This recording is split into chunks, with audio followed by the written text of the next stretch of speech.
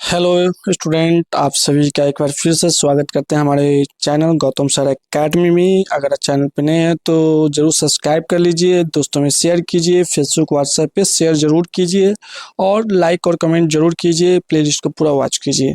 तो आज हम हिंदी विषय में जो है क्लास 12th का लेकर के आए हैं अर्धनारीश्वर, और ये जो है रामधारी सिंह दिनकर के द्वारा जो था लिखा गया है। तो इसी को हम प्रश्न ऑब्जेक्टिव जो करा रहे हैं उसकी श्रृंखला में ये आपका चौथा वीडियो हो जाएगा।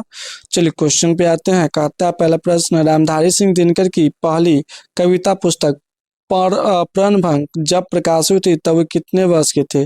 तो 21 वर्ष की उम्र में उन्होंने प्रणभंग नामक जो था वो पुस्तक को प्रकाशित करते हैं, कविता को प्रकाशित करते हैं। दूसरा क्वेश्चन है, अपने जीवन के अंतिम दिनों में किसने नारीत्व की साधना की थी, यानी स्त्रीत्व की साधना की थी? तो ये किए थे हमारे महात्मा गांधी जी ने नारीत्व की साधना।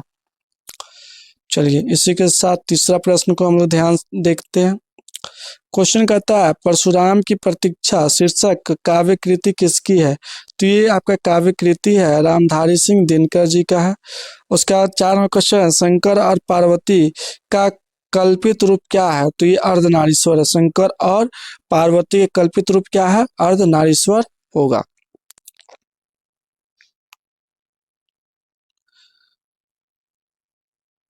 पांचवा क्वेश्चन है, रामधारी सिंह दिनकर की काव्य कृति रेणुका, काव्य कृति क्या है इनका? रेणुका की रचना काल क्या है? तो ये रचना काल 1935 में इन्होंने रेणुका की रचना करते हैं। 6वां क्वेश्चन, अर्धनारीश्वर शीर्षक निबंध के अनुसार धर्म साधक महात्मा और साधु किससे भय खाते हैं? तो ये खाते हैं नारियों से भय खाते हैं। चलिए 7वां क्वेश्चन है, पराधीनता के कारण नारी अपने अस्तित्व की अधिकारिणी नहीं रही, यह उक्ति किस शीर्षक पाठ से है? तो ये है अर्धनारीश्वर पाठ से संबंधित है। 8वां क्वेश्चन, आनंद मैंने जो धर्म चलाया था वह 500 वर्षों तक चलने वाला था, किंतु अब वह केवल 500 वर्ष चलेगा क्योंकि नारियों को मैंने भिक्षुणी होने का अधिकार दे दिया, यह उक्ति किस शीर्षक पाठ की है? तो ये अर्धनारीश्वर पाठ की युक्ति है।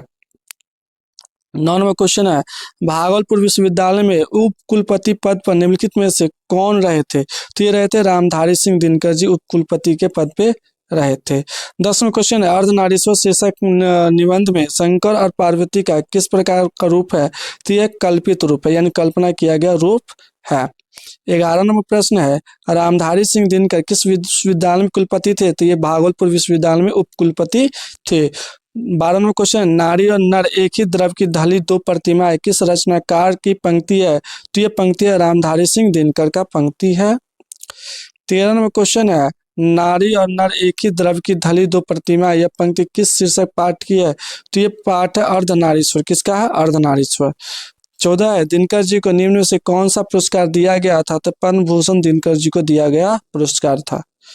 15 नंबर क्वेश्चन है, अर्धनारीश्वर पाठ के लेखक कौन है और यह अर्धनारीश्वरी किसकी रचना है? तो यह है रामधारी सिंह दिनकर जी की रचना है। 16 नंबर क्वेश्चन है, रामधारी सिंह दिनकर की रचना कौन सी है? तो यह है अर्धनारीश्वर। कौन सी रचना है? अर्धनारीश्वर।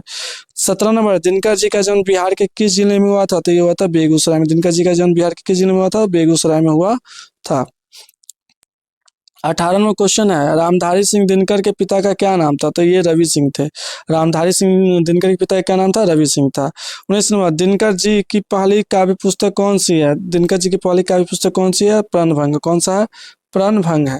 20 नंबर, दिनकर जी की पहली कविता किस पत्रिका में प्रकाशित हुई थी? तो ये हुई थी छात्र सहोदर में। किस में हुई थी? छात्र सहोदर में। 21 नंबर प्रश्न है, दिनकर जी की पहली कविता कब प्रकाशित हुई थी? तो ये हुई थी 1925 में। कब हुई थी? 1925 में।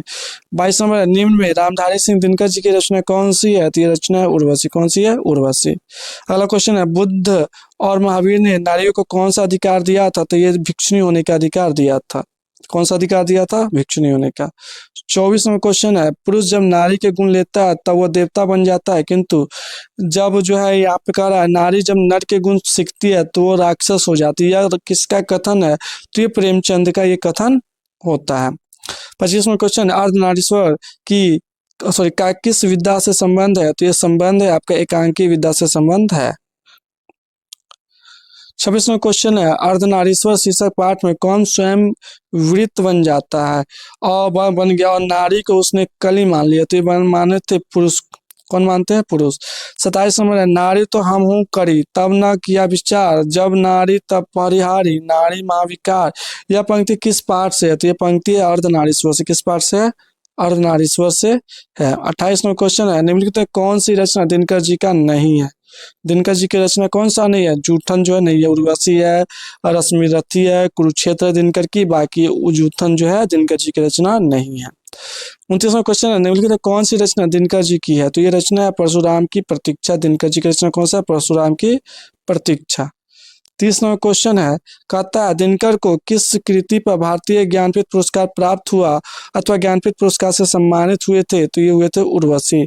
31 नंबर है, युद्ध और शांति की समस्या पर लिखी गई काव्य कृति कौन सा है? कुरुक्षेत्र। कौन सा है? कुरुक्षेत्र है। 32वां क्वेश्चन है, कहता अर्धनारीश्वर कल्पित रूप है शिव और पार्वती का। किसका? शिव और पार्वती का। 33वां क्वेश्चन है, गांधारी थी दुर्योधन की माँ। गांधारी कौन थी? दुर्योधन की माँ थी। प्रेमचंद थे क्या थे? कथाकार थे। प्रेमचंद क्या थे? कथाकार थे।